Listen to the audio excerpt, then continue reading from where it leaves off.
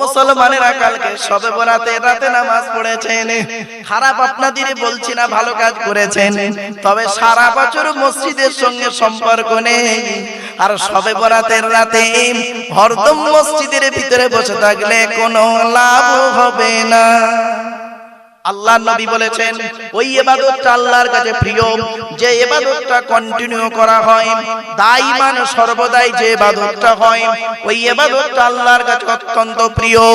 আল্লাহর কাছে অত্যন্ত প্রিয় ইবাদতের নাম হলো 5 ওয়াক্ত নামাজ। 5 ওয়াক্ত নামাজ পড়েন, জুম্মার নামাজ অনেকে পড়ে না। শবে বরাতের রাতে দেখবেন মসজিদে ঢুকে মসজিদ থেকে বের হচ্ছে না, আর সারা রাত খালি কবর জিয়ারত করছে। ঠিক না বেঠিক? হয়েছে তো? কবর জিয়ারতের কথা আমি মিথ্যা বলবো না, কবর জিয়ারত করবেন। নবী কি বলেছেন শুনে নিন, মান যারা কবরা আবাওয়াইহি আও ওয়াহদিহিমা ফি কুল্লি জুমআতিন গুফিরা লাহু ওয়া কুতিবা লাহু বারাআ। জুম্মার দিনে যদি কোনো ছেলে তার বাপ আর মায়ের কবরটা জিয়ারত করে, ছেলের দুয়ার উসিলায় বাম্মার কবরটাকে আল্লাহ আলোয় আলোকিত করে দেয়। সত্যি কথা বলবেন, মাসে যদি 4টে শুক্রবার হয়, বছরে কটা হবে?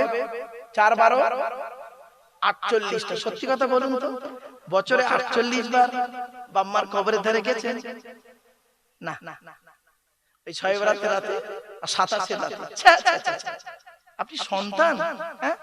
আপনি কিসের সন্তান? আপনি আপনার বাম্মার কবর জিয়ারত করেন। রাসূলুল্লাহ বলেছেন শুক্রবারে তোর বাম্মার কবর জিয়ারত করবি আর বাম্মার নামে দান খয়রাত করবি। আপনি তো নিজেই করেন না। মসজিদে যে চাঁদা দেন, মসজিদে জুম্মার নামাজের পরে ইমাম সাহেব সালাম ফিরিয়ে, আপনাদের এলাকায় আছে কি ওই কোটো ঠেলে ঠেলে দেয়? বলেন না বাবা, ওখানে তো ছেঁড়া 5 টাকার নোট দিয়েছে, ছেঁড়া 10 টাকার নোট দিয়েছে, যেটা বাজারে চলবে না সেটা মসজিদে যে চালিয়ে দেয়। কেন 100 টাকা দিতে পারলেন না? তা দেবেন কেন?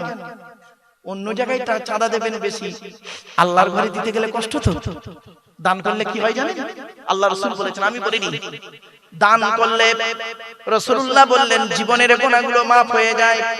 আল্লাহর নবী বলেছেন মানুষ পাপ করবে, এটা সঠিক। ঠিক না বেটি? আমরা পাপ করব স্বাভাবিক, পাপ আমাদের হবেই হবে, কেউ পাপ থেকে মুক্ত নেই। আল্লাহর নবী বললেন মানুষ পাপ করবে স্বাভাবিক, কিন্তু মানুষ পাপ করার পরে দুটো জিনিস যেন করে নেয়। 1 নাম্বার হলো সঙ্গে সঙ্গে যেন তওবা করে নেয়, আল্লাহ আমি ভুলটা করে ফেলেছি, আল্লাহ আপনি maaf করে দিন, আর জীবনে কোনোদিন এই পাপ কাজের দিকে যাব না। 1 নাম্বার যেন তওবা করে নেয় সঙ্গে সঙ্গে। আর 2 নাম্বার হলো যে পরিমাণ পাপ করেছেন ওই পরিমাণ যেন নেকি সঙ্গে সঙ্গে করে নেয়। তাহলে কিয়ামতের মাঠে ফাআম্মা মান সাকুলাত মাওয়াজিনুহু ফাহুয়া ফি ঈশাতির রাদিয়া। কিয়ামতের মাঠে যখন নেকি আর পাপ আর নেকি যখন দুটো মাপা হবে, তখন সমান সমান হবে অন্তত। আর ঈমান থাকার কারণে আল্লাহ যদি চায় পার হয়ে যাবে। এরপরে আসছি, নবীজি জাহান্নামের দিকে গেলেন। জাহান্নামের দরজাটা খুলে দেওয়া হয়েছে। জাহান্নামের গেটে যুবক আর যুবতীদের লজ্জাস্থান থেকে পুঁজ আর রক্ত বের হচ্ছে। আর ওই যুবক যুবতীরা কষ্টের কারণে চিৎকার করছে। আল্লাহ নবী জিবরাইলকে জিজ্ঞাসা করলেন, মান হাউলাহি আকি জিবরাইল, ও ভাই জিবরাইল এরা কারা?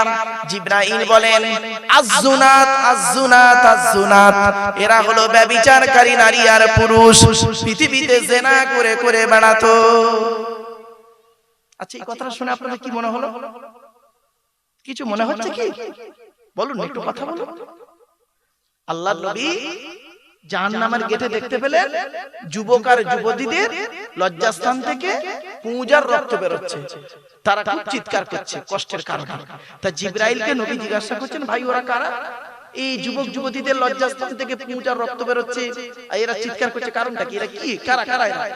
তা বলছে এরা হলো ব্যভিচারকারী নারী আর পুরুষ, পৃথিবীতে ব্যভিচার করে করে বেড়াতো।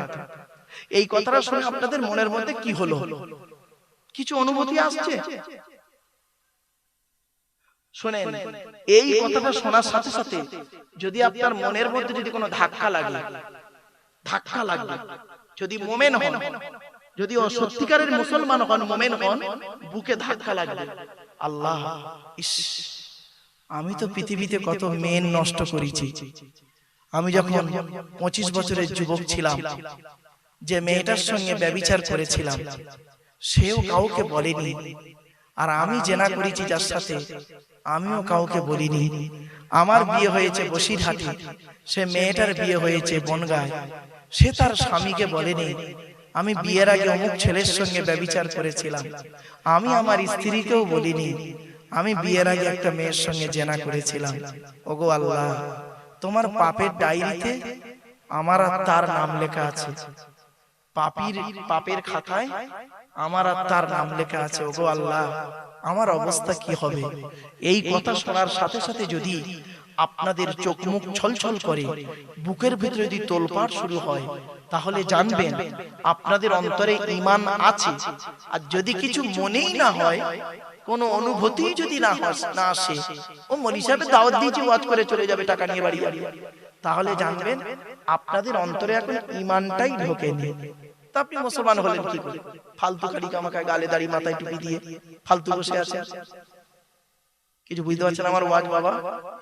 আল্লাহর নবী যখন এই বর্ণনা করছেন না, আল্লাহর নবী যখন এই কথাটা বলছেন যে যুবক যুবতীদের লজ্জাস্থান থেকে পূজার রক্ত বের হচ্ছে, তখন সাহাবীরা অনেকে ঝরঝর করে কাঁদছে, আল্লাহ আমার কি হবে, আমার কি হবে? তারা জিনা করেনি, তথাপিও তাদের মনের মধ্যে সন্দেহ লেগে গেছে। আল্লাহ, রাস্তায় যেতে যেতে কত মেয়েকে দেখে ফেলেছি, জানি না আল্লাহ, জানি না আল্লাহ আপনার গোনার খাতায় কি লেখা আছে আমাদের। আর আমরা, আহা, যুবক ছেলে, ও যুবতী মেয়ে, যুবক ছেলে, মোবাইল কিনেছো, মোবাইলে নেট ঢুকিয়েছো, জিও সিম লাগিয়ে হরদম খালি নোংরা নোংরা ছবি, কম্বল মুড়ি দিয়ে, কাঁথা মুড়ি দিয়ে, হেডফোন গুঁজে মোবাইল ধরে দেখছো। হাত দিয়ে মোবাইলটা ধরে আছো, হাতের জেনা। চোখ দিয়ে দেখছো, চোখের জেনা। কান দিয়ে শুনছো, কানের জেনা। আর ব্রেন দিয়ে অনুভূতি করছো, বিবেকের জেনা।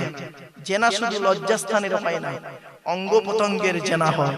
আল্লাহ কোরআনে বলেছেন লা তাকরাবুজ জিনা, ব্যভিচার করা তো দূরের কথা, ব্যভিচারের ধারে বাড়ে যাস না। ইন্নাহু কানা ফাহিশা, এটা খুব নোংরা কাজ। ওয়াসা সাবিলা, খুব বাজে রাস্তা। ব্যভিচার করলে কি শাস্তি? ভারতীয় সংবিধানে ধর্ষণ করলে তার সাজা কি তো আপনারা সব জানেন। কোরআনের সাজা কি শুনবেন? বলবো? আরে ভাই বলবো? কোরআনের সাজাটা শুনবেন, কোরআনে আছে আযানিয়াতু ওয়াযানি ফাজরিদু কুল্লা ওয়াহিদিন মিনহুমা মিয়াতা জালদা। আল্লাহ পাক বলছেন ব্যভিচারকারী নারী হোক আর পুরুষ হোক, যদি প্রমাণ পাওয়া যায় ব্যভিচার করেছে, 100 গা বেত মারা হবে, 100 গা বেত মারা হবে। আর যদি বিবাহিত পুরুষ বিবাহিত নারী জেনা করে, তার শাস্তি কি জানেন? কোমর থেকে পুঁতে দিয়ে, কোমর পর্যন্ত মাটিতে পুঁতে দিয়ে, দুধ থেকে পাথর মারতে মারতে মেরে ফেলতে হবে, পাথর মারতে মারতে মেরে ফেলতে হবে। আচ্ছা, নবীর যুগে এরকম ঘটনা ঘটেছে? হ্যাঁ, বহু ঘটেছে। একটা ছোট্ট ঘটনা বলি, শুনলে চমকে যাবেন। আল্লাহর নবীর কাছে একজন মেয়ে ছেলে এসেছে। নবীজি বসে আছে, একজন মেয়ে ছেলে এসেছে, এসে বলছে ইয়া রাসূলুল্লাহ, আমি আপনার কাছে একটা জিনিস জানতে চাই। তো বলছে বলো। মেয়েটি বলছে ইয়া রাসূলুল্লাহ, আমি জিনা করেছি। সঙ্গে সঙ্গে নবীজি এই ওর দিকে তাকিয়েছিলেন, সঙ্গে সঙ্গে মুখটা ঘুরিয়ে নিলেন। আবার মেয়েটা ঘুরে এই দিকে এসেছে, এসে বলছে ইয়া রাসূলুল্লাহ, আমি জিনা করেছি, আমাকে ইসলামের আইন আমার উপরে প্রয়োগ করুন। নবীজি আবার মুখটা ঘুরিয়ে দিলেন। কবার হলো? দুবার। আবার মেয়েটা এদিকে এসেছে, ইয়া রাসূলুল্লাহ, আমি জিনা করে ফেলেছি, আপনি আমাকে ইসলামের হুকুম আমার উপরে জারি করুন। দুনিয়ার আগুনে তো জ্বলবই, দুনিয়ার অপমান তো সহ্য করতেই হবে, আবার কিয়ামতের মাঠে জাহান্নাম পেতে হবে। অতএব দুনিয়াতে যদি শাস্তি ভোগ করে যাই, আমার মনে হয় পরকালে জান্নাতটা পাবো, আল্লাহ জাহান্নামের শাস্তি থেকে বেঁচে যাব। সঙ্গে সঙ্গে নবীজি মুখটা আবার এদিকে ঘুরিয়ে নিলেন। কবার হলো? বলুন, এটা কথা বলুন। 3বার। চতুর্থবার যখন মেয়েটি বলেছেন তখন নবীজি বলছেন, তুমি জিনা করেছো, তার মাধ্যমে পেটে বাচ্চা এসেছে? তখন মেয়েটি বলল, জি হ্যাঁ, জি হ্যাঁ, পেটে বাচ্চা এসেছে। নবীজি বললেন, শোনো, তোমার পেটে বাচ্চা, এখন ইসলামের আইন তোমার উপরে প্রয়োগ করা যাবে না, চলে যাও, বাচ্চা হলে তারপরে আসবে। মেয়েটি বাড়ি চলে গেল।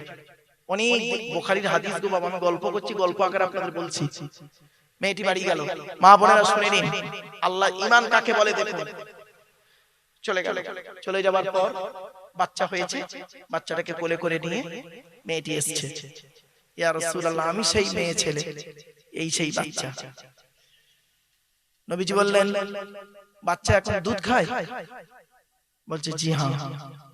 বলছে, এখনো তোমার উপরে ইসলামের আইন জারি করা যাবে না। কিছু বুঝতে পারছেন আমার ওয়াজ? বাড়ি থেকে ভাববেন। তারপরে বলল, কিছুদিন পর আবার বাচ্চাটা এসছে, মেয়েটা নিয়ে বাচ্চাটাকে এসছে, বাচ্চাটাকে নিয়ে এসছে মেয়েটা। একটা রুটি বাচ্চাটা ছিঁড়ে ছিঁড়ে খাচ্ছে, ছিঁড়ে ছিঁড়ে খাচ্ছে। মেয়েটি বলছে, ইয়া রাসূলুল্লাহ, আমি সেই মেয়ে ছেলে, এই দেখুন বাচ্চা নিজে রুটি খেতে পারছে ছিঁড়ে ছিঁড়ে, আপনি আমাকে ইসলামের হুকুম আমার উপরে জারি করুন। তখন নবীজি একটা কথা বলেছিলেন, আচ্ছা তুমি ইসলামের আইনটাকে এতটা ভাবে মেনে নিচ্ছ কেন? বলছে, ইয়া রাসূলুল্লাহ, দুনিয়াতে থাকতে আমি অপমানিত হব, কিয়ামতের মাঠে জাহান্নামে যাব। ও যে দুনিয়াতে অপমান কিরকম? বলে, ইয়া রাসূলুল্লাহ, এই বাচ্চা যখন বড় হবে, এ যখন আমাকে প্রশ্ন করবে আমার বাপ কে, আমি কোনো জবাব দিতে পারবো না। একটা মায়ের কাছে সবথেকে বড় কষ্টের বিষয় হলো সন্তানকে বাপের পরিচয়টা সঠিক না বলা। ঠিক না বেটি? আমি তো মুখ দেখাতে পারবো না, আমি বাচ্চার কাছে প্রমাণিত হয়ে যাবে আমি একজন ব্যভিচারী নারী। এর থেকে বড় অপমান পৃথিবীতে। আর সমাজের মানুষ তো আমাকে যা বলবে বলবে, আর কিয়ামতের মাঠে গেলে আমার জাহান্নাম নির্ধারিত। অতএব আমি দুনিয়া থেকে তাড়াতাড়ি চলে যেতে চাই, ইসলামের আইনটাকে, আল্লাহর বিধানটাকে মেনে নিয়ে চলে যাচ্ছি। আল্লাহ যদি এই ওসিলায় আমাকে কিয়ামতের মাঠে জাহান্নাম থেকে নাজাত দেয়। নবীজি বললেন, এই বাচ্চাটার দায়িত্ব নেবার মতো কেউ আছে তোমরা? তো একজন ব্যক্তি বলল, ইয়া রাসূলুল্লাহ, আমি ওই বাচ্চাটার দায়িত্ব নেব। বাচ্চার দায়িত্ব নিয়ে নিল। বলল, তোমরা এই মেয়েটাকে নিয়ে যাও, কোরআনের আইন, আমার বাবার কথা না, নবীর কথা নয়, আমার রাসূল যেটা বলতেন আল্লাহর ওহী ছাড়া বলতেন না। ফাঁকা জায়গা মাঠে নিয়ে যাও, কোমর পর্যন্ত পুঁতে দিয়ে পাথর মারতে মারতে মেরে দাও। মেয়েটিকে কোমর পর্যন্ত পুঁতে দেওয়া হলো। এবারে পাথর ছুটছে, পাথর ছুটছে, পাথর কারোর মাথায় লাগছে, মেয়েটার মাথায় লাগছে, গায়ে লাগছে, লাগতে লাগতে লাগতে লাগতে একটা পাথর একজন সাহাবী খুব জোর মেরেছে, আর সেই মাথা থেকে পাথরটা লেগে রক্ত ছিটে এসে ওই সাহাবীর পাঞ্জাবিতে লেগেছিল।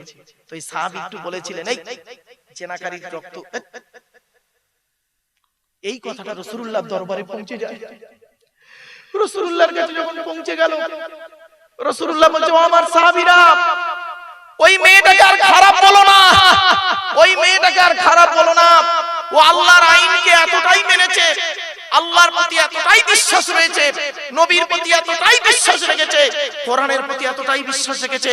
মনে রাখো, ঈমান নারী দুনিয়াতে এত বড় একটা আইন নিজের ঘাড়ে নিয়েছে, কিয়ামতের মাঠে আল্লাহ পাক ওকে নাজাত দিয়ে দেবে। কি বুঝলেন? বাড়ি থেকে ভাববেন। আমি আপনাদেরকে প্রথম যখন বললাম যে জাহান্নামের এই প্রথম কথা যখন বললাম, আপনাদের মনের প্রতি কোনো অনুভূতি যদি না হয়, তাহলে জানবেন আপনার অন্তরে ঈমানটা নেই। আর মুমিনের পরিচয় হলো এক নাম্বার, ইন্নামাল মুমিনুনা আল্লাযীনা ইযা যুকিরাল্লাহু ওয়াজিলাত কুলুবুহুম। এক নাম্বার হলো মুমিনের সামনে যখন আল্লাহর গজবের আলোচনা করা হবে, মুমিনের অন্তরটা আল্লাহর ভয়ে কাঁপতে থাকবে, আল্লাহর ভয়ে কাঁপবে। পৃথিবীর কোন মানুষের ভয়ে কাঁপবে না, আল্লাহর ভয়ে কাঁপবে আপনার অন্তরটা। আপনি আল্লাহকে ভয় করুন। বাপেরা, রানীগাছির মানুষদের কাছে আমার একান্ত অনুরোধ, আপনারা আল্লাহকে ভয় করুন, পৃথিবীর মানুষের ভয় করবেন না। কদিন বাঁচবেন? এ জীবন শুরু হয়েছে 150 টাকায়, এ জীবন শেষ হবে 1500 টাকায়। এ জীবন শুরু হয়েছে একটা নাম দিয়ে, প্রত্যেকের একটাই নাম ছিল, কি বলুন তো? শিশু। কি বললাম? শিশু, প্রত্যেকের একটাই নাম শিশু। ডাক্তাররা একটাই নাম দিয়েছিল শিশু, ছেলে মেয়ে আলাদা করলো, মেল আর ফিমেল বলে লিখে দিল, নইলে বেবি। এই জীবন শুরু হয়েছে আমাদের প্রত্যেকের একটা নাম দিয়ে, শিশু। এই জীবন শেষ হবে, প্রত্যেকের একটাই নাম হবে, কি বলুন তো? লাশ। কি বললাম? লাশ। আগে চলে গেছে বাঁশ। রাগ করবেন না, ভুল বললাম বুঝি না? আরে মাটি দেওয়ার আগে কি যায়? বাঁশ। বাঁশ দু রকমের হয়, বাঁশ দু রকমের। একটা বাঁশ যায় চাপা দেওয়ার জন্য, আর একটা বাঁশ যায় পেটাই দেওয়ার জন্য। বুঝতে পারিনি না? ও মুসলমান, তোমার বাঁশটা দেওয়া হয়েছিল চাপা দেওয়ার জন্য। আপনাদের এলাকায় কাঠে কেউ হিন্দু ভাইরা মরা পড়ায়? কাঠে কাঠে শ্মশানে দেখবেন কি স্মৃতিটা হয়। আমরা ছোটবেলায় তো দেখেছি, বহু শ্মশানে গিয়ে দেখেছি এরকম হচ্ছে, বাচ্চা বয়স ওই জিনিসগুলো দেখতাম, খিচে উঠতো, লাঠির বাড়ি মেরে আবার শুইয়ে দিত। এখন সেটা বুঝলাম যে বাঁশ দুই রকমের হলো, একটা বাঁশ গেল চাপা দেওয়ার জন্য, আর একটা বাঁশ গেল পেটাই দেওয়ার জন্য। পার্থক্য এই জায়গাটা। একবার ভেবেছেন চোখ দুটো বন্ধ হয়ে গেলে কি হবে? কেউ পাশে নেই, কি আছে আপনার? টাকা পয়সা, গাড়ি বাড়ি, ব্যবসা বাণিজ্য, ছেলে মেয়ে, আত্মীয় স্বজন, বন্ধু বান্ধব, সব শেষ, কেউ যাবে না। একাকিত্বের জীবন নিয়ে চলে যেতে হবে। শুনে নিন, সেকেন্দার বাদশা মারা যাওয়ার আগে মন্ত্রীদেরকে তিনটে আদেশ করেছিল যে আমি মারা যাওয়ার পর আমার লাশটা কবরস্থানে কারা নিয়ে যাবে। তখন মন্ত্রীরা বলল, স্যার আমরা নিয়ে যাব। বলে খবরদার নয়, খবরদার নয়, তোমরা নিয়ে যাবে না। বলে কে নিয়ে যাবে? আপনার পরিবার বর্গ। বলে তাও না। তাহলে নিয়ে যাবে কে লাশটা কবরস্থানে? বলছে ডাক্তাররা। কারা? ডাক্তাররা, যারা আমার দেহের চিকিৎসা করেছে, ওরাই আমার লাশটাকে কবরস্থানে নিয়ে যাবে। এক নাম্বার। দু নাম্বার, আমি মারা যাওয়ার পর, আমার মাটি দেওয়ার পর, আমার সম্পদ সোনা দানা কিছুটা কবরের পাশে রেখে চলে আসবে। কয়েকদিন রাখার পরে তারপরে নিয়ে চলে আসবে।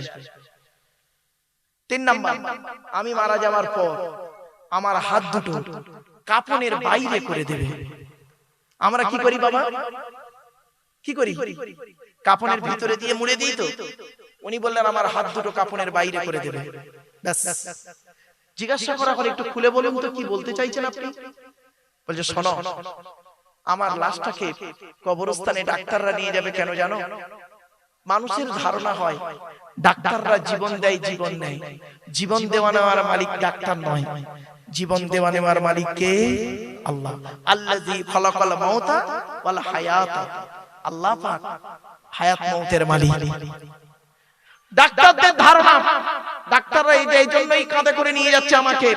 ডাক্তাররা বলে দিচ্ছে, ওরে পৃথিবীর মানুষ শোন, এই বাদশার মুখের কথার মাধ্যমে আমরা আন্দাজে চিকিৎসা করেছি। ও যেটা বলেছে পেটের যন্ত্রণা হচ্ছে, পেটের যন্ত্রণা আন্দাজে ওষুধ দিয়েছি। মাথার যন্ত্রণা হচ্ছে, আন্দাজে ওষুধ দিয়েছি মাথার যন্ত্রণা। ওর কথা মতো ওষুধ দিয়েছি, কিন্তু বাঁচাতে পারিনি, বাঁচাতে পারিনি। তাই যার মাল তাকে ঘাড়ে করে দিয়ে আসছি। এক নাম্বার। দু নাম্বার হলো যে কি বলেছিল, আমি মারা যাওয়ার পর আমার সোনা দানাগুলো কি করবে? কবরের পাশে রেখে দিয়ে আসতে। পৃথিবীর মানুষ যাতে দেখ বুঝে যে এত বড় একটা বাদশা হয়ে মরে আছে, কবরে মাটির নিচে শুয়ে আছে, আর কবরের পাশে এতগুলো সোনা দানা টাকা পয়সা, একটুও নেওয়ার ক্ষমতা নেই। কি বুঝছেন? ভাবেন। আমার ওয়াজ হলো ভাবতে হবে, বুঝতে হবে, চিন্তা করতে হবে, দেখবেন পরিবর্তন হবে ইনশাআল্লাহ। তিন নাম্বার বলেছিলেন, আমি মারা যাওয়ার পর আমার লাশটাকে কি করবে? হাত দুটো কাফনের ভিতরে করে দেবে, বাইরে করে দেবে। আমরা তো ভিতরে করে মুড়ে দিই, লাশকে বাইরে করে দেবে কেন? পৃথিবীর মানুষকে জানিয়ে যাচ্ছি, ওরে দুনিয়ার মানুষ শোন, এই দুই হাত দিয়ে আমি পৃথিবীতে অনেক কিছু উপার্জন করেছি, গাড়ি বাড়ি বিল্ডিং বানাখানা সবকিছু করেছিলাম এই দুই হাত দিয়ে। তোরা দেখ, তোরা হয়তো মনে করবি বাদশা সেকেন্দার আজকে সোনা দানা সব নিয়ে হাতে করে কাফনের ভিতরে করে নিয়ে কবরে যাচ্ছে। দেখ, দুটো খালি হাত নিয়ে মায়ের পেট থেকে এসেছিলাম, আজ দুটো খালি হাত নিয়ে চলে গেলাম। এই কথাগুলো শোনার পরে যদি আপনার অন্তরের ভিতরে যদি ধাক্কা দেয় যে জীবনটা পৃথিবীর কয়েকদিন মাত্র, কয়েকদিনের জীবন, এই জিন্দেগি কয়েকদিনে, কেউ সাথে যাবে না, এইটুকু যদি আপনার মনের মধ্যে ধাক্কা লাগে, জানবেন আপনার অন্তরে ঈমান আছে। তাই আল্লাহ বললেন মুমিনের পরিচয় হলো সেই যা সামনে আল্লাহর গজবের আলোচনা করা হবে, তার অন্তরটা আল্লাহর ভয়ে কাঁপতে থাকবে। 2 নাম্বার কি মুমিনের পরিচয়? মুমিনকে চিনবেন কি দেখে? 2 নাম্বার পরিচয়, ওয়া ইদা তুলিয়াত আলাইহিম আয়াতুহু যাদাতুহুম ঈমানা। মুমিনের সামনে যখন আল্লাহর কোরআনের আলোচনা করা হবে, মুমিনের অন্তরটা, বিশ্বাসটা, ঈমানটা, আল্লাহর প্রতি ভালোবাসাটা বেড়ে যাবে। বাবা, কোরআনের কথা শুনবেন, এই কোরআনে 250 রকমের হারাম আছে, 250 রকমের হালাল আছে। আজকের আখিরি দোয়া হবে না বাবা? বলুন না, মোনাজাত হবে তো একটা। আচ্ছা, এই দোয়াটা কবুল হয় বুঝবেন কি করে? বলুন, কি করে বুঝবেন? মৌলভী সাহেব দোয়া করছে, আল্লাহর দরবারে কবুল হবে, আপনারা কি করে বুঝবেন? শুনে নিন। আল্লাহর নবীর কাছে একজন যুবক ছেলে এসেছিলেন, এসে বলছেন, ইয়া রাসূলুল্লাহ, আমরা যে দোয়া চাই, দোয়া কবুল হয় বুঝবো কি করে? নবীজি বললেন, শোনো, দোয়া কবুল হবার 5টা শর্ত আছে। কটা? যতদিন বাঁচবেন এই 5টা শর্ত মনে রাখবেন। এই 5টা শর্ত যার মধ্যে থাকবে, চোখ বন্ধ করে বলবেন, ও দোয়া আল্লাহ কবুল করবে। সে মাওলানা সাহেব, মুফতি সাহেব, পীর সাহেব, দরবেশ সাহেব, আমির সাহেব, মুফতি সাহেব, যে সাহেব হোক না কেন, দাড়িওয়ালা হোক, বেদাড়িওয়ালা হোক, টুপিওয়ালা হোক আর টুপি ছাড়া হোক, ওসব দেখার দরকার নেই। এই 5টা শর্ত যার মধ্যে পাবে। কি কি? নবীজি বললেন, যুবক দোয়া যখন চাইবে, হালাল খাবার খেয়ে দোয়া চাইবে। হালাল খাবার খেয়ে দোয়া চাইলে ওই দোয়া আল্লাহর দরবারে কবুল হয়। হারাম খাবার খেয়ে মোনাজাতে উনি কাঁদছেন, চোখের পানি ফেলছে মোনাজাতে। বেটা, হারাম খাবার খেয়ে মোনাজাতে তুমি কাঁদছো, আর তুমি মনে করেছো তোমার দোয়া কবুল হবে, আল্লাহ করবে? হ্যাঁ, আপনি ভাবলেন কি করে? অসম্ভব। এজন্য দোয়া কবুল হওয়ার প্রথম শর্ত হলো হালাল খাবার। মা বোনদের বলে যাচ্ছি, মায়েরা, বোনেরা, হালাল খাবার খান। স্বামীকে অন্তত এতটুকু কথা আপনি বলুন, প্রাণের স্বামী, হারামের কোটিপতি হয়ে লাভ নেই, হালালের গরিবটাই ভালো। হারামের বিরিয়ানি ভাতের থেকে হালালের ডাল ভাত ভালো। মনে রাখবেন, 1 নাম্বার হালাল খাবার খান। হালাল খাবার খেয়ে দোয়া চান, ওই দোয়া আল্লাহ কবুল করবে। হারাম খাবার খেয়ে যতই দোয়া চান না কেন, সে যেই সাহেব হোক, মুফতি সাহেব, পীর সাহেব, মুফতি সাহেব, মুফতি সাহেব, ইমাম সাহেব, বক্তা সাহেব, যে সাহেব হোক না কেন, আমার কথা না। 2 নাম্বার নবীজি বললেন, যুবক দোয়া যখন চাইবে, আল্লাহর কাছে চাইবে, পৃথিবীর কোন ব্যক্তি বস্তুর কাছে চাইবে না। 3 নাম্বার, যুবক দোয়া যখন চাইবে, সকলের জন্য দোয়া চাইবে। আমার বাপ, আমার দাদা, আমার গোষ্ঠী শুদ্ধ করো না, সকলের জন্য দোয়া চাইবে। 4 নাম্বার, দোয়া যখন চাইবে, নবীর উপরে দরুদ পড়ে দোয়া চাইবে। হাদিস, আল্লাহর নবী বলেছেন, ইন্না দুআ মাওকুফুম বাইনাস সামাই ওয়াল আরদি লা ইয়াসআদু মিনহু শাইউন হাত্তা তুসাল্লি আলা নবিকা। এর বাংলা মানে হচ্ছে, আল্লাহ রাসূল বলছেন, তোমরা যে দোয়াটা চাও, ওই দোয়াটা আসমান আর জমিনের মধ্যবর্তী জায়গায় অবস্থান করে। ওই দোয়াটা উপরেও নিয়ে যেতে পারে না, নিচেও নামাতেও পারে না, যতক্ষণ পর্যন্ত তোমরা নবীর উপরে দরুদ পাঠ না করে দোয়া চাও। এজন্য বাপেরা, মোনাজাত যখন করবেন, দরুদ শরীফ পড়ে মোনাজাত করলে ওই দোয়া আল্লাহর দরবারে কবুল হয়। কটা হলো বাবা? কটা? 4টা। আচ্ছা, অসুবিধা হচ্ছে আপনাদের বাবা? আর কয়েক মিনিট, চিন্তা নেই বাবা, 20 মিনিট হলেই হয়ে যাবে। চলেন, 5 নাম্বারটা খুব ইম্পর্টেন্ট। 5 নাম্বারটা, এটা খুব জরুরি জিনিস, জেনে যান। নবীজি বললেন, দোয়া যখন চাইবে, বিনয়ের সঙ্গে দোয়া চাইবে। কি বললাম বাবা? একটু বলুন। বিনয়ের সঙ্গে দোয়া চাইবে। দেখ, আমার হাতের দিকে তাকান, এবার আমার হাতের দিকে তাকান আপনারা। অনেক বক্তাকে আমি দেখেছি, নাম বলছি না, অনেক বক্তাকে দেখেছি, আপনারাও দেখেছেন কিনা একটু বলবেন। ভদ্রলোক মোনাজাত করছেন, হাতের দিকে তাকান, আমার হাতের দিকে দেখবেন, মোনাজাত করছেন। ربنا ظلمنا انفسنا وان لم تغفر لنا وترحمنا لنكونن من الخاسرين لا تقنطوا من رحمة الله ان الله يغفر الذنوب جميعا انه هو الغفور الرحيم اوفى بامري الى الله ان الله بصير بالعباد فالله خير حافظا وهو ارحم الراحمين। ঠিক না বেটি? তেল মালিশ করছে, তেল মালিশ করছে, গাঁট ভাঙছে, হাত মোচড়াচ্ছে, এমন করতেছে, ফট ফট ফট ফট ফট, দোয়া চাই চাই। বাস্তবটাই বলছি বাবা, খারাপ ভাববেন না, খবরদার এইভাবে মোনাজাত করবেন না কেউ। আপনাকে কে বলেছে 1 ঘন্টা ধরে বেয়াদবের মতো মোনাজাত করতে? কে বলেছে আপনাকে 1 ঘন্টা ধরে বেয়াদবের মতো মোনাজাত করতে? 1 ঘন্টা ধরে বেয়াদবের মতো মোনাজাত করার থেকে আদবের সঙ্গে 2 মিনিট আন্তরিকতা নিয়ে মোনাজাতটাই যথেষ্ট। ঠিক না বেটি?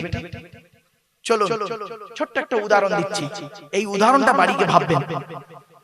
বাপেরা, আমি খুব বিপদে পড়েছি, জানেন, খুব বিপদে পড়েছি, 1 লাখ টাকার দরকার এখনই, আপনারা কেউ দেবেন?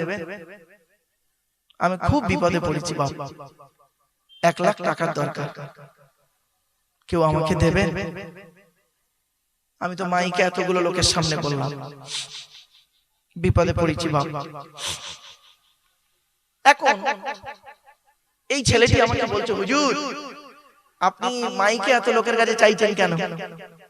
আপনার পাশে মহাশয় বসে আছে, ওনার কাছেই বলুন না, 10 লক্ষ টাকা ওনার ব্যাংকে আছে।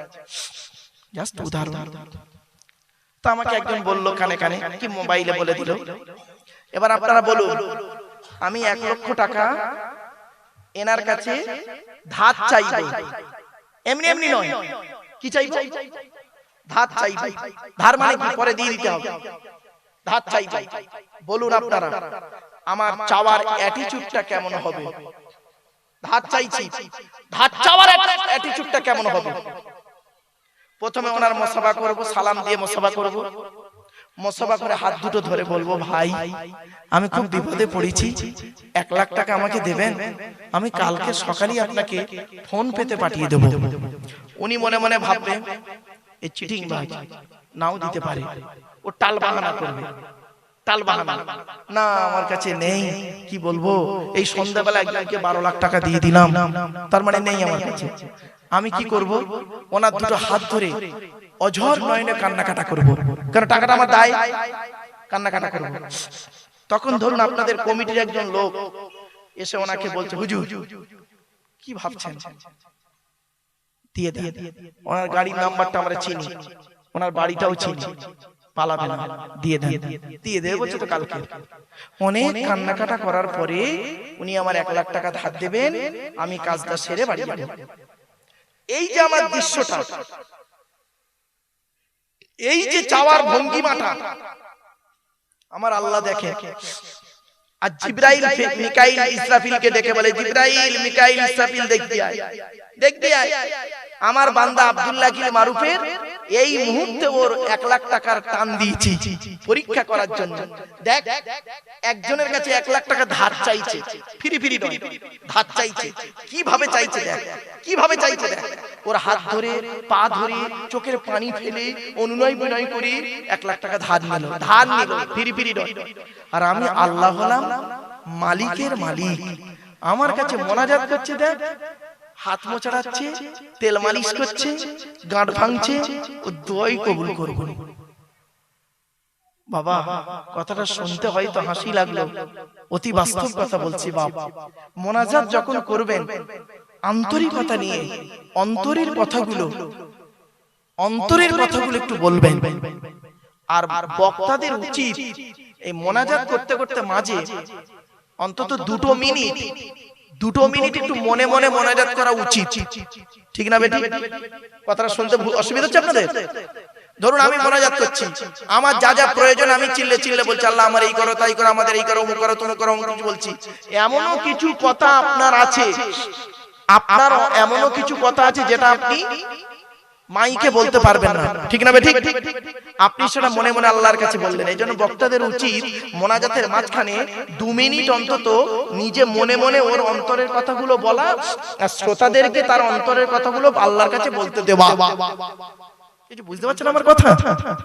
কিন্তু এসব তো হয়ই না আমার বাপেরা।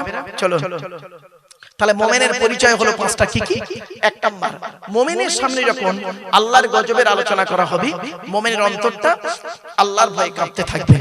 2 নাম্বার, মুমিনের সামনে যখন কোরআন তেলাওয়াত করা হবে, মাসলা মাসাইলের আলোচনা হবে, আল্লাহর নবীর কথা বলা হবে, তখন মুমিনের অন্তরটা, ভালোবাসাটা, ঈমানটা আল্লাহর প্রতি বেড়ে যাবে। 3 নাম্বার মুমিনের পরিচয় শুনুন। পৃথিবীর জমিনে মুমিন ব্যক্তি, আকাশের নিচে জমিনের উপরে মুমিন ব্যক্তি যারা হবে, সত্যিকারের মুমিন হবে, পৃথিবীর কোন ব্যক্তি বস্তুর উপরে তারা ভরসা করবে না। কোন কাজে পৃথিবীর কোন ব্যক্তির উপরে ভরসা করবে না। ভরসা করবে কার উপরে? ওয়ালা রাব্বিহিম ইয়াতাওয়াক্কালুন। মুমিন ব্যক্তিরা ভরসা করবে একমাত্র প্রত্যেকটা কাজে আল্লাহর উপরে ভরসা করবে। জোরে জোরে। এবার আপনারা আল্লাহর উপরে ভরসা করুন, আল্লাহ আপনাকে ঠিক রাস্তা বলে দেবে। 4 নাম্বার মুমিনের পরিচয়, আল্লাযীনা ইউকিমুনাস সালাত। মুমিনের 4 নাম্বার পরিচয় হলো মুমিন ব্যক্তি 5 ওয়াক্ত নামাজি হবে। এখন নামাজের ফরজ কটা তাও জানে না, ওযুর ফরজ কটা তাও জানে না, তায়াম্মুমের ফরজ কটা তাও জানে না, গোসলের ফরজ কটা তাও জানে না। বাপেরা আমি একটু বলে দিচ্ছি, শুনে নিন অন্তত। গোসলের ফরজ হলো 3টে। কটা? এই মা বোনেরা শুনে নিন, গোসলের ফরজ 3টে। কি কি? 1 নাম্বার, গড়গড়া সহ কুল্লি করা। 2 নাম্বার, নাকের নরম গোস্ত পর্যন্ত পানি পৌঁছানো। 3 নাম্বার, সারা শরীরটা ভালো করে ধৌত করা। এটা গোসলের ফরজ। তায়াম্মুমের ফরজ 3টে। কি কি? 1 নাম্বার, নিয়ত করা। 2 নাম্বার, মুখমণ্ডল মোছা করা। 3 নাম্বার, হাত মোছা করা। ওযুর ফরজ 4টে। কি কি? 1 নাম্বার, মুখমণ্ডল ধৌত করা। মুখমণ্ডল কতদূর ধৌত করবেন দেখে নিন, শিখে নিন, বুঝে নিন, জেনে নিন। এ চুলের গোড়া থেকে নিয়ে থুতনি পর্যন্ত, এ কানের লতিকা থেকে নিয়ে অপর কানের লতিকা পর্যন্ত ভালো করে ধৌত করবেন। যদি একটা লোমের গোড়া শুকনো থাকে, ওযু হবে না, ওই ওযুতে নামাজ পড়লে কবুল হবে না। অনেকে দেখবেন শীতকালে ওযু করে আর গরমকালে ওযু করে। গরমকালে ওযু করতে গেলে কল থেকে কল ছাড়তে চায় না, আর শীতকালে কলের ধারে যেতে চায় না। ঠিক না বেটি? বাস বাস। যাদের ঘন দাঁড়িয়ে আছে ভালো করে খিলাল করবেন, নইলে ওযু হবে না বাপ। 2 নাম্বার, হাতের কনুইয়ের উপর পর্যন্ত ধৌত করবেন। 3 নাম্বার, মাথা মণ্ডল মোছা করবেন। 4 নাম্বার, পায়ের গাঁটের উপর পর্যন্ত ধৌত করবেন। ওযুর ফরজ হয়ে গেল। এবার আসছি নামাজের ফরজ। নামাজের ভিতরে বাইরে হলো 7টা ফরজ, ভেতরে হলো 6টা ফরজ, মোট 13টা ফরজ। অনেকেই তো নামাজের ফরজ জানে না। নামাজ ক ওয়াক্ত ফরজ বাবা? 5 ওয়াক্ত। ফজরের নামাজ ক রাকাত? 4 রাকাত। 2 রাকাত ফরজ, 2 রাকাত সুন্নাত। জোহরের নামাজ 12 রাকাত, 4 রাকাত সুন্নাত, 4 রাকাত ফরজ, 2 রাকাত সুন্নাত, 2 রাকাত নফল। আসরের নামাজ 8 রাকাত, 4 রাকাত সুন্নাত, 4 রাকাত ফরজ। মাগরিবের নামাজ 7 রাকাত, 3 রাকাত ফরজ, 2 রাকাত সুন্নাত, 2 রাকাত নফল। এশার নামাজ 17 রাকাত, 4 রাকাত সুন্নাত, 4 রাকাত ফরজ, 2 রাকাত সুন্নাত, 2 রাকাত নফল, 3 রাকাত বেতের, 2 রাকাত নফল। ক্লিয়ার? এই হলো মোট 48 রাকাত নামাজ। ক্লিয়ার? এবার আসছে শুনে নিন। ছোট্ট একটা প্রশ্ন করি আপনারা। আমি এই স্টেজে আসার আগে না, ওই যেখানে একটু বিশ্রাম করছিলাম ওখানে একটু ওদেরকে বলছিলাম, আচ্ছা বাবা, ফজরের নামাজ ফরজ ক রাকাত? বল বল বল। 2 রাকাত। আচ্ছা, জোহরের নামাজ ফরজ ক রাকাত? আসরের, এশার 4, আর মাগরিবের কেন 2 4 4 4, আর এটার বেলা 3 কেন? বেজোড় কেন? একটা বিশাল বড় ইতিহাস আছে গো বাপ এর পেছনে। আবার দেখেন, ফজরের নামাজ যখন ইমাম সাহেব পড়ায় তখন জোরে জোরে কেরাত বলে না, বলে তো? ফজরে, মাগরিবের নামাজ আর এশার নামাজে জোরে জোরে কেরাত করে, তাই না? আর আসর আর জোহরে মনে মনে পড়ে কেন? দেখেছেন? শুধু তাই নয়, আজকে জুম্মার দিন গেল না বাবা? হ্যাঁ, আচ্ছা, জুম্মার নামাজ হলো জোহরের পরিবর্তে জুম্মার নামাজ। তা জোহরের নামাজ ফরজ কয় রাকাত? 4 রাকাত। আর জুম্মার নামাজ কেন? ওর পরিবর্তে যদি এটা হয় তাহলে জুম্মার নামাজ 4 রাকাত হওয়া উচিত। দেখেছেন শিক্ষা কোথায় আছে বুঝতে পারছেন?